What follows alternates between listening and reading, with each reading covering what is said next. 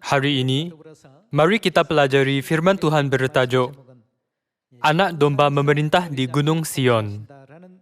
Melalui tajuk ini, marilah kita berkongsi rahmat Tuhan. Kita belajar firman dan ajaran Tuhan melalui Alkitab. Kita dapat ketahui bahawa hukum mula-mula keluar dari Gunung Sinai. Anda belajar Alkitab dan mengetahui pada masa Perjanjian Baru, hukum Tuhan diisytiharkan di Sion, bukan? Kalau begitu, apakah maksud hukum keluar dari Sion? Siapa yang akan keluar dari Sion? Hakikat bahawa hukum keluar dari Sion menunjukkan Tuhan, yaitu penyelamat, muncul dari Sion. Jadi, hari ini, marilah kita meluangkan masa untuk belajar tentang dunia rohani, memeriksa fakta bahawa anak domba memerintah di Gunung Sion.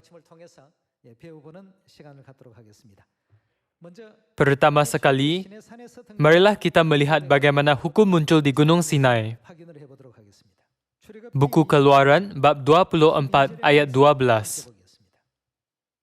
Tuhan berfirman kepada Musa, "Naiklah menghadap aku ke atas gunung." Gunung ini ialah Gunung Sinai, bukan? Naiklah menghadap aku ke atas gunung dan tinggallah di sana. Maka aku akan memberikan kepadamu, Tuhan memberikan apa? Loh batu, yakni hukum dan perintah yang telah kutuliskan dan diajarkan kepada mereka. Hukum dan perintah yang telah kutuliskan. Di manakah hukum ini diisytiharkan? Mari kita lihat buku Keluaran, bab 31 ayat 18. Setelah ia selesai berbicara dengan dia, di mana? Di Gunung Sinai. Di Gunung Sinai ini, apakah yang telah Tuhan beritahu umatnya? Mari kita lihat. Setelah ia selesai berbicara dengan dia di Gunung Sinai, kedua loh hukum Tuhan, loh batu, yang ditulisi oleh jari Tuhan. Keluaran bab 24 ayat 12 berkata, "Aku akan memberikan kepadamu loh batu, yakni hukum dan perintah yang telah kutuliskan." Dan sini tertulis, kedua loh hukum Tuhan, loh batu yang ditulisi oleh jari Tuhan. Kedua-dua ayat ini membawa maksud yang sama. Dalam buku Keluaran bab 31 ayat 18, kita dapat memahami bahawa di Gunung Sinai, Tuhan memberikan loh batu dengan hukum serta perintah yang telah Dia tulis. Itu mestilah hukum Perjanjian Lama yang Tuhan berikan kepada umat-Nya buat kali pertama. Kita memanggil hukum itu hukum Musa atau hukum Perjanjian Lama. Namun, ramalan Alkitab yang akan kita pelajari hari ini beritahu kita bahawa hukum Tuhan yang begitu penting muncul di tempat selain dari Gunung Sinai. Mari kita lihat Yesaya bab 2 ayat 2. Akan terjadi pada hari-hari terakhir, gunung tempat rumah Tuhan akan berdiri tegak di hulu gunung-gunung dan menjulang tinggi di atas bukit-bukit. Segala bangsa akan berduyun-duyun ke sana. Dan banyak suku bangsa akan pergi serta berkata, "Mari, kita naik ke gunung Tuhan, ke rumah Tuhan Yakub, supaya Ia mengajar kita tentang jalan-jalannya, dan supaya kita berjalan menempuhnya." Sebab dari mana? Sion. Akan keluar pengajaran dan firman Tuhan. Di sini, dari manakah hukum itu akan keluar? Dari Sion. Sebab dari Sion akan keluar pengajaran dan firman Tuhan dari Yerusalem. Ia akan menjadi hakim antara bangsa-bangsa dan akan menjadi wasit bagi banyak suku bangsa. Yesaya meramalkan sedemikian. Bahagian ini amat penting. Hukum akan keluar dari mana? Hukum akan keluar dari Sion. Pada masa dahulu, hukum keluar dari Gunung Sinai. Tetapi pada masa depan, apakah jenis hukum yang akan keluar dari Sion? Apabila kita baca ungkapan ayat itu, kita dapat melihat bahawa suatu hukum akan keluar pada masa depan. Pada masa dahulu, Alkitab meramalkan bahawa hukum akan keluar dari Sion. Mari kita lihat buku Wahyu bab 14 ayat 1. Dan aku melihat, sesungguhnya, siapa? Rasul Yohanes nampak anak domba muncul. Dan aku melihat, sesungguhnya, anak domba berdiri di mana? Di Bukit Sion. Dalam buku Yesaya bab 2 ayat 2 tertulis bahawa hukum akan keluar dari Sion pada hari-hari terakhir. Dan buku Wahyu bab 14 tertulis, anak domba berdiri di Bukit Sion dan bersama-sama dengan dia 144,000 orang, dan di dahi mereka tertulis namanya dan nama bapanya. Dan aku mendengar suatu suara dari langit bagaikan desu air bah dan bagaikan deru guruh yang dahsyat, dan suara yang ku dengar itu seperti bunyi pemain-pemain kecapi yang memetik. Mereka menyanyikan suatu nyanyian baru di hadapan tahta dan di depan keempat makhluk dan tua-tua itu, dan tidak seorang pun yang dapat mempelajari nyanyian itu selain daripada 144,000 orang yang telah ditebus dari bumi itu. Mereka adalah orang-orang yang tidak mencemarkan dirinya dengan perempuan-perempuan, kerana mereka murni sama seperti perawan. Mereka adalah orang-orang yang mengikuti anak domba itu ke mana saja ia pergi. Mereka ditebus dari antara manusia sebagai korban-korban sulung bagi Tuhan dan bagi anak domba itu. Inilah ajaran Alkitab. Dalam buku Wahyu bab 14, anak domba muncul di Sion. Tuhan mengajar kita hukum yang diisytiharkan di Sion. Mari kita lihat siapa yang mengisytiharkan hukum di Sion. Buku Mika bab 4 ayat 1. Akan terjadi pada hari-hari yang terakhir, gunung rumah Tuhan akan berdiri tegak mengatasi gunung-gunung dan menjulang tinggi di atas bukit-bukit. Bangsa-bangsa akan berduyun-duyun ke sana, dan banyak suku bangsa akan pergi serta berkata, mari kita naik ke gunung Tuhan, ke rumah Tuhan Yakub, supaya ia, Tuhan, mengajar kita tentang jalan-jalannya. Apa yang akan dia lakukan? Dia akan mengajar kita tentang jalan-jalannya. Dan supaya kami berjalan menempuhnya. Sebab dari mana? Dari Sion akan keluar pengajaran. Dan firman Tuhan dari Yerusalem. Tuhan mengisytiharkan hukum, dan melalui hukum itu, Dia memerintah serta memimpin umat-Nya. Kita dapat melihat itu melalui buku Yesaya bab 2 dan Mika bab 4. Tuhan tidak mengatakan bahawa Dia akan memerintah dengan hukum yang Dia isytiharkan di Gunung Sinai pada 3,500 tahun yang lalu. Melalui ramalan Mika, kita dapat memahami bahawa Tuhan akan mengajar kita hukum yang keluar dari Sion, dan Dia akan memerintah kita dengan hukum itu. Mari kita belajar tentang hukum kehidupan yang diisytiharkan oleh Tuhan pada akhir zaman ini. Buku Yesaya bab 52 ayat 7. Betapa indahnya kelihatan dari puncak bukit-bukit kedatangan pembawa berita yang mengabarkan berita damai dan memberitakan kabar baik, yang mengabarkan berita selamat dan berkata kepada Sion, Tuhanmu itu apa? Raja. Dengarlah suara orang-orang yang mengawal engkau. Mereka bersama-sama bersorak-sorai. Sebab dengan mata kepala sendiri mereka akan buat apa? Melihat bagaimana Tuhan kembali ke Sion.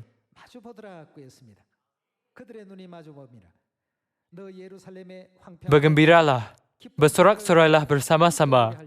Hai reruntuhan Yerusalem, sebab Tuhan telah menghibur umat-Nya, telah menebus Yerusalem.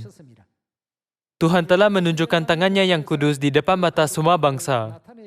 Maka segala ujung bumi melihat keselamatan yang datang dari Tuhan kita. Dalam buku Yesaya bab 2, tertulis bahawa hukum Tuhan akan keluar dari Sion.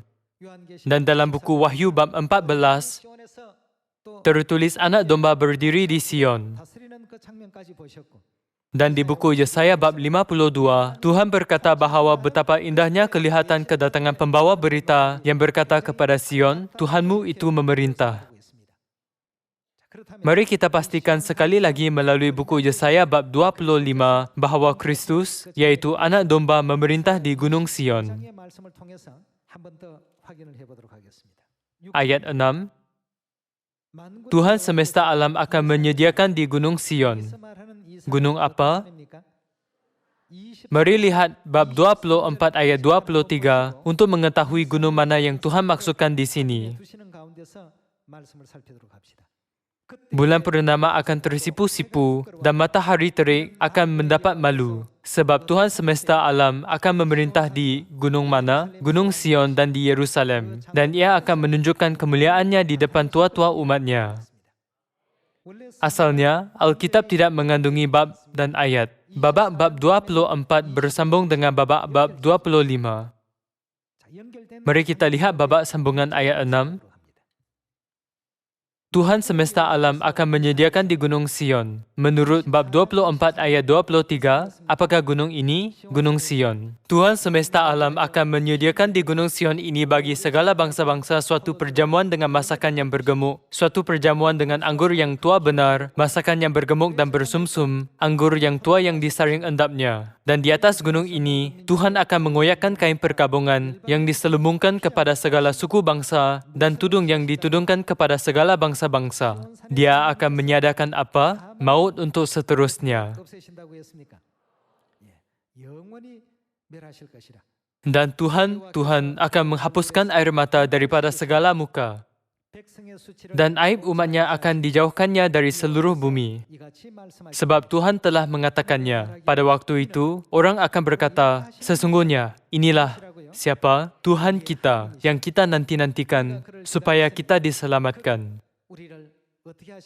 Dari mana penyelamat kita muncul? Dia muncul di Sion. Dan pastilah dia yang akan meniadakan maut untuk seterusnya di Sion. Dengan apakah Tuhan meniadakan maut untuk seterusnya? Dengan anggur yang tua benar. Apakah jenis air anggur mengandungi janji untuk meniadakan maut untuk seterusnya? Yaitu air anggur Paskah. Paskah adalah hukum apa? Hukum perjanjian baru.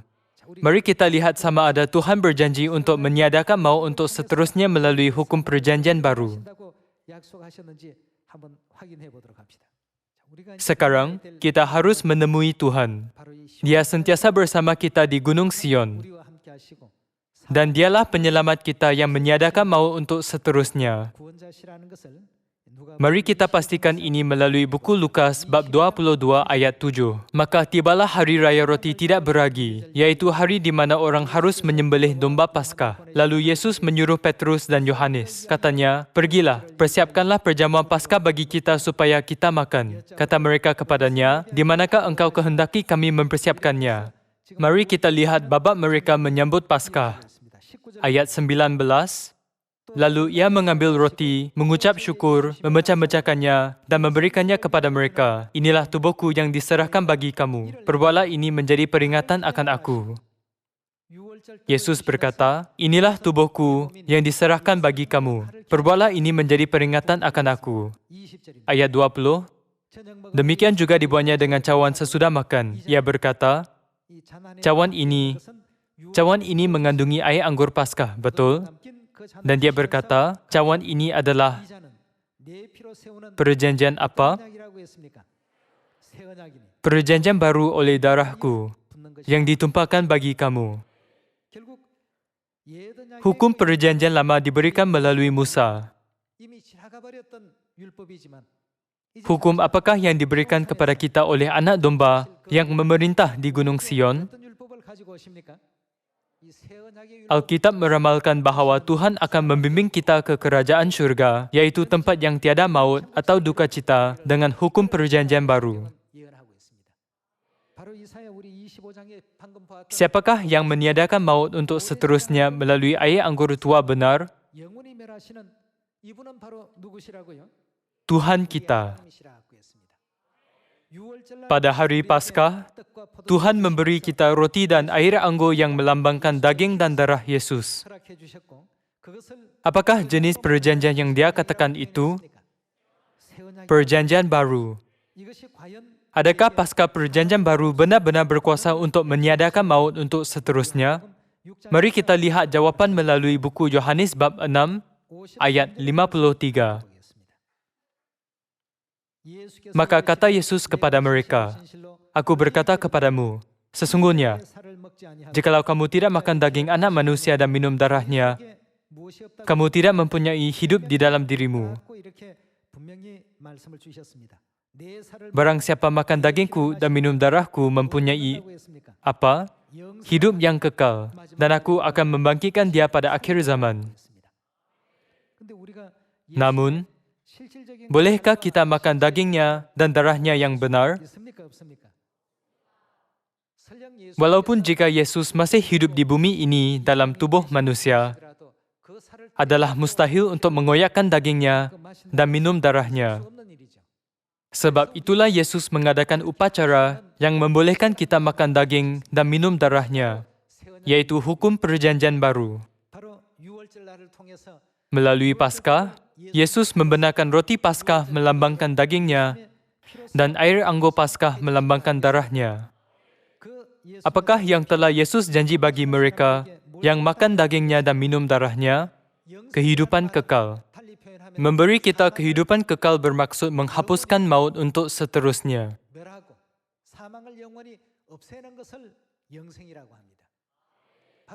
Tuhan kita telah muncul di bumi ini dengan hukum perjanjian baru. Siapakah yang membawa hukum perjanjian baru? Tuhan kita. Kita harus belajar jalan kehidupan daripada Dia dan mengikuti jejaknya. Sekarang, mari kita lihat satu lagi babak dalam ramalan Yeremia apabila Tuhan mengisytiharkan perjanjian baru. Yeremia bab 31 ayat 31. Sesungguhnya akan datang waktunya, demikianlah firman Tuhan, aku akan mengadakan apa? Perjanjian baru dengan kaum Israel dan kaum Yehuda.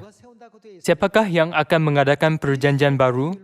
Alkitab berkata bahawa hukum perjanjian baru diadakan hanya oleh Tuhan.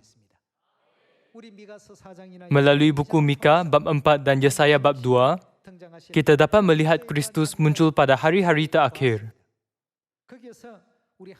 Tuhan sendiri mengisytiharkan hukum di Sion. Dalam buku Yeremia bab 31 ayat 31, Tuhan mengisytiharkan hukum berkata, demikianlah firman Tuhan, bukan? Akan datang waktunya, demikian firman Tuhan, aku akan mengadakan perjanjian baru dengan kaum Israel dan kaum Yehuda. Perjanjian baru tidak boleh diadakan oleh sesiapa sahaja. Tuhan mengisytiharkan bahawa Dia akan mengadakan hukum perjanjian baru. Ayat 32, bukan seperti perjanjian yang telah kuadakan dengan nenek moyang mereka pada waktu aku memegang tangan mereka untuk membawa mereka keluar dari tanah Mesir. Semasa Tuhan membimbing mereka keluar dari Mesir, Tuhan adakan hukum apa? Melalui Musa, Tuhan mengisytiharkan hukum perjanjian lama di Gunung Sinai, tetapi hukum yang baru tidak akan seperti itu. Perjanjianku telah mereka ingkari, meskipun aku menjadi Tuan yang berkuasa atas mereka. Demikianlah firman Tuhan. Tetapi beginilah perjanjian yang kuadakan dengan kaum Israel sesudah waktu itu. Demikianlah firman Tuhan. Aku akan menaruh Tauratku dalam batin mereka dan menuliskannya dalam hati mereka. Maka aku akan menjadi siapa? Tuhan mereka. Dan mereka akan menjadi umatku. Apakah hukum itu? Itu merupakan hukum perjanjian baru dalam ayat 31. Ayat 34, dan tidak usah lagi orang mengajar sesamanya atau mengajar saudaranya dengan mengatakan, kenallah Tuhan, sebab mereka semua, besar, kecil, akan mengenal aku. Demikianlah firman Tuhan. Bagaimana kita mengenali Tuhan? Melalui perjanjian baru. Tuhan meramalkannya melalui para nabi bahawa Dia akan mengadakan perjanjian baru. Dan pada waktunya, Tuhan datang ke bumi ini dan mengadakan perjanjian baru. Kalau begitu, siapakah Dia yang mengadakan perjanjian baru? Tiada sesiapa tetapi hanya Tuhan dapat mengadakan perjanjian baru. Tuhan sudah membuat perjanjian baru yang tidak dapat diadakan oleh sesiapa sahaja. Dia berkata, Aku akan mengadakan perjanjian baru dan memberitakan, mengisytiharkannya kepadamu. Apabila kita melihat seseorang mengisytiharkan perjanjian baru, kita dapat memahami, oh, dialah Tuhan yang Nabi Yeremia ramalkan. Dia telah datang pada zaman ini. Namun, sesetengah orang bertanya soalan bodoh. Bukankah sesiapa pun boleh melihat ramalan Alkitab dan mendakwa bahawa dia mengadakan perjanjian baru? Kalian semua, adakah itu mungkin? Tidak mungkin. Kerana sekalipun melihat, mereka tidak melihat. Tuhan menidurkan semua manusia dengan nyenyak. Sehingga manusia sekalipun melihat, tidak melihat, sekalipun mendengar, tidak mendengar. Mereka tidak melihat walaupun mereka mempunyai mata. Kenapa mereka tidak menyambut Paskah? Kenapa mereka tidak menyambut hari Sabat? Hanya siapa dapat melakukan ini, hanya Tuhan boleh datang dan memberitahu orang hukum perjanjian baru dan memberkati kita untuk menyedari tentang perjanjian baru. Yesus mengisytiharkan Paskah sebagai perjanjian baru. Tetapi sesudah zaman para rasul, hari Sabat telah dimansuhkan pada 321 Masihi. Paskah dimansuhkan pada 325 Masihi. Kemudian, kebenaran dimansuhkan satu persatu dan zaman gelap dilahirkan menurut ramalan Alkitab. 1600 tahun telah berlalu dalam kegelapan. Walaupun manusia memiliki Alkitab selama 1600 tahun ini, tiada seorang pun pernah menyebut bahawa kita harus menyambut Paskah, hukum perjanjian baru. Sangat menghairankan, bukan? Apakah sebabnya? Sebab mereka bukan Tuhan. Hanya Tuhan berkata, Aku akan mengadakan perjanjian baru. Aku akan mengadakan dan mengisytiharkannya, bukan? Pada mulanya, Tuhan mengadakan perjanjian baru. Dan bagaimana pula apabila Dia memulihkannya? Tuhan akan memulihkannya. Sekarang, kita menyambut hukum perjanjian baru. Maksudnya, siapa berada dalam kebenaran ini? Kita harus memahami bahawa Tuhan telah memerintahkan ini dan kita harus mencari Tuhan. Hari ini, banyak orang di dunia ini tidak memahami walaupun mereka mendengar ajaran Alkitab. Kenapa begitu? Mesti ada sebab, betul? Buku Yohanes bab 8 ayat 47. Barang siapa berasal dari Tuhan, mendengar firman siapa? Ia mendengarkan firman Tuhan. Anda ialah anak Tuhan yang berasal dari Tuhan. Oleh itu, Anda memahami bahawa Sabat adalah hari ketujuh, seperti Tuhan ajarkan Anda melalui Alkitab. Dan Anda memahami bahawa Paskah ialah perjanjian baru, dan Dia yang membawa Paskah ialah Tuhan kita. Anda terima dan percaya semua yang Tuhan ajarkan Anda. Kenapa? Sebab semuanya ada dalam Alkitab. Tuhan membuka telinga mereka yang berasal dari Tuhan, supaya mereka dapat mendengar firman Tuhan. Tetapi, sebabnya kamu tidak mendengarkannya kerana apa? Ada satu sebab, iaitu kerana mereka tidak berasal dari Tuhan. Tidak kira berapa kali kita mengajar firman Tuhan dan menunjukkan bukti serta memberi pengajaran yang sangat logik, apa yang mereka lakukan? Mereka tidak menerimanya. Hal ini kerana mereka tidak berasal dari Tuhan. Ini amat menakjubkan. Kita mungkin berfikir, memandangkan perjanjian baru tertulis dalam Alkitab, bukankah mereka patut menerimanya dan mempercayainya? Namun, mereka masih tidak menerimanya. Tidak kira betapa terperincinya kita menerangkannya kepada mereka. Kenapa begitu? Mereka tidak berasal dari Tuhan. Mereka tidak mempunyai telinga untuk mendengar, mata untuk melihat, atau minda untuk memahami. Meskipun mereka melihat babak yang sama, meskipun Nabi memberi kesaksian bahawa kita dapat menemui anak domba di Sion, iaitu tempat perayaan Tuhan disambut, Dan kita dapat pelajari hukum perjanjian baru yang diisytiharkan oleh anak domba. Mereka tidak mengambil perhatian terhadap firman para nabi. Mereka tidak percaya Alkitab yang tertulis oleh dorongan roh Tuhan. Dalam buku Yohanes bab 8 ayat 47, kita dapat mencari sebabnya. Mereka tidak berasal dari Tuhan. Hari ini, kita datang ke Sion, kota perayaan Tuhan, dan mempelajari semua ketetapan, peraturan dan hukum Tuhan, termasuk hari Sabat, Paskah, dan 7 perayaan dalam 3 kali. Dengan berbuat demikian, kita menjalani jejak syurgawi yang dipimpin oleh Tuhan.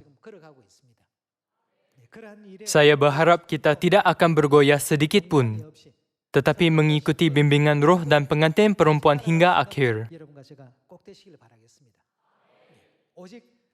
Anak domba hanya memerintah di Sion, dan hukum kehidupan, perjanjian baru hanya keluar dari Sion. Hanya siapa dapat mengisytiharkan hukum perjanjian baru? Hanya Tuhan dapat. Bukan sesiapa sahaja dapat. Anak domba mengajar kita semua kebenaran ini apabila dia datang ke bumi ini. Semoga kita mengikuti kebenaran ini sehingga kita mencapai dunia keselamatan, yaitu kerajaan syurga yang abadi. Saya ingin tamatkan khutbah hari ini. Terima kasih.